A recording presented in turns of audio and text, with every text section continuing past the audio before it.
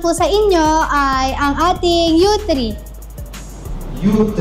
Yes po. Ano mga basic specs natin itong 350 watts motor, 48 volts, 20 ampere, lithium battery po tayo, sir, and 25 km speed per hour, 55 kilometers yung range niya naman po. At yung tires niya naman, sir, is 2.50 by 10 tubeless po.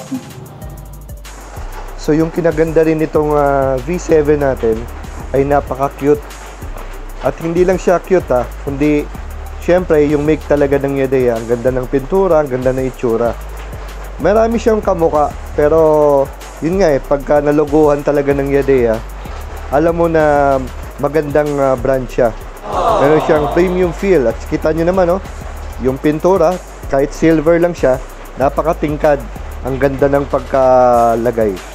Tapos ito pala may pedal pa, no? Yes po, meron siyang pedal assist, sir. Sa mga suggest ko lang po sa mga gusto po ng mga mag-workout, mga ganyan. Bagay na bagay po sa kanila to yung mga gusto magpapayat, mga ganon. Kasi pedal. Apo, with pedal assist po siya. Yeah. So yung mga ganito mo, hindi mo kailangan na lisensya? Hindi pa, sir. Hindi pa lang. So ito anong category itong ganitong mga e-bike na category? Siyempre, maging rin tayo, maging responsible din tayo. Apo. Kaya nasisita kasi nga, lagi gumigit na. Meron na pagkakamaliit, Tsaka wag lang nilang tanin siyempre sa national highway. Sa mga looban lang, ito napakalit ito. Delikado sa mga malalaking daan. Pero kung subdivision, kung punta na ng palengke, Pwede, sir. Hindi na gamitin ito. Kasi, hindi naman talaga pakinabang ng mga ganito. At least, hindi sila magpapasikil, mag-gym. At hawak pa nila oras nila. Opo. Bali, siya, sir? Sa pedal assist naman po natin is 40% po pedal assist, tapos yung 60% po is yung pagtatrottle na po natin. Nakakadagdag po siya sa power ng pagpapatakbo po natin. Ganun po siya. Sa ganda ng ilaw dito. LED na rin ito, ma'am, no? Opo, LED lights na din po. Siyang logo dyan. Tapos medyo malapat ng konti yung kanya front fender. Sa kanyang fork, mayroong reflector, may side stand, may pedal. Tapos mayroong bulsa. Ito ba may ganun din? May alamin keyless din? Keyless din po siya. Ma'am, ano makikita sa monitor natin? Yung monitor po natin, makikita po dyan is yung park mode. Ayan po, ibig sabihin po ng naka-park mode, hindi nyo po siya mapapaandar ng basta-basta. Pero once na nag-brake po kayo, ready to go na po kayo. Then, yung odometer po natin and yung battery indicator po. So, ito yung mga usual, mga switches natin, ilaw, busina. Then, ano ito, ma'am? Yung pang-park mode, sir. Pang-park mode. Ito, ma'am, isang speed lang. Opo, isang speed lang siya. Bali, doon tayo babawi, sir, sa pag-pedal assist. Sa pag-pedal assist. Para gusto natin pag-bilis-bilis pa. Opo, pedal assist po yung gagamitin natin. So, dito naman tayo sa likod. Dito yung kanyang rear fender na napakakapal, ang lapad. Yung kanyang dalawang shocks. Din yan yung angkasan. Din dito sa likod, meron siyang ilaw. So ito equipped ng meron siyang tail light and brake light. Din dito din sa fender yung meron din siyang reflector. So kita nyo naman na kahit na maliit na e-bike ito, kompleto naman siya sa mga ilaw. At napakaganda ng itsura. Bali sir, kahit naman po electric bike po itong U3 natin is accredited po tayo ng LTO and DOE approved po tayo. Kaya safe na safe po siya talaga. Nice. Ma'am, pakita naman yung compartment ka. Ano bang laman? Wala po siyang compartment, sir. Bali, ito po yung lagayan ng battery po natin. So ito ma'am, may detachable, no? Opo, lithium battery po. Yan, sir. Bali ilang kilos to? Ito, ang battery natin ay wireless mga 3 to 4 kilos. 3 to 4 kilos. Hindi ka na pakita mo lang yan. Ang maganda ito, detachable na. Pwede i-charge.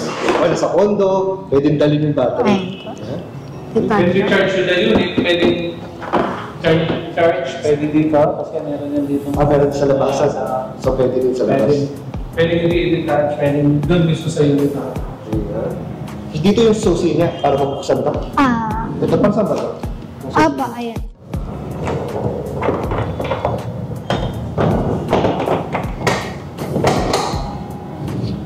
So, para mabuksan itong ating yung sa battery, diyan yung susi. Ano? Ayan, sir. Di katulad sa mga ibang unit dito, di ba? Aba. Ito, dito siya. Dito po, sa baba. So, ganyan logo. So, yun ma'am, regarding naman sa ating warranty. So, 1-year warranty po tayo sa controller, sa motor, and sa battery charger po. Then, yung battery naman po natin is 2 years warranty po. Sir. So, maganda dito, 2 years din, pati ito. Aba, sir, lahat. So, kahit na ito hindi graphene, ito yung lithium. Lithium. Bali sir, ang kagandahan naman po is, ang lifespan po ng lithium battery po natin is 5 years po ang lifespan niya. Wow. Depende po yun sa paggamit. Siyempre, tamang pag-alaga. Apo. Ang charging time pa rin ito, ma'am, gano'ng katagal? Bali, ang charging time naman po natin is 4 hours po, sir. 4 hours. Apo. Bilis din, no? Mabilis 4 po. hours lang, charge na. So, pagdating naman dito sa ganitong klaseng battery, kasi yung 3 weeks natin, di ba? Magkano yung naman dyan? Sa Yung 1 full charge. 30 pesos po. Ito naman, Bali, ganun din sir. 30 pesos din po ang makukonsume. tapos ang range niya, umabot na 55 po. 55. Kasi ito yung mas, mas maliit yung battery. Apo. Kaya 55, hindi katulad ni, Ni Silvan. A7 sir. Ni A7. Mas mahaba. Mas mahaba po. Kanyang range. So, not bad na rin, no? Yun. So, pinakakantay na lahat, ma'am. Magkano ang ating SRP? Sa SRP naman po natin is 39,800 po. Magiging 29,800 na lang din po siya. Less 10K po tayo. Wow. Ito palang promo nyo, hanggang kailan lang? Ang promo po namin is hanggang end of October po. End of October. Apo. So, maganda pala, pumunta na sila, pumasyon na sila agad ngayon. Dahil pagkalam ko nga, ma'am, nagkakaubusan na eh. Yes sir, pagka gantong may vlog or na-featured po tayo sa mga vlog is ang dami pong bumibisit dito sa aming branch sa Muntinlupa and sa BF para po mag-inquire sa mga units po. Ito na, mga nakakapalit sa ating mga kachilaks. Ayan, meron ba silang mga discount pag previous? Ayan sir, syempre naman po sa mga kachelaks po natin dyan, magbibigay po kami ng discount sa inyo, then may free po kami sa inyo na riding jersey po. Punta lang po kayo dito sa branch namin. Ayan na, narinig yung mga kachilaks. Basta kayo nanood sa amin, eh, Ma'am Princess, sigurado yan. May discount na, may previous May pa. previous pa po. Yun lang, ano pwede nga i-erase o i-google para madaling makikita itong showroom nyo. Arbor Building, National Road, Muntinlupa City po. So yun, maraming salamat sa pagpapunta. Thank you po.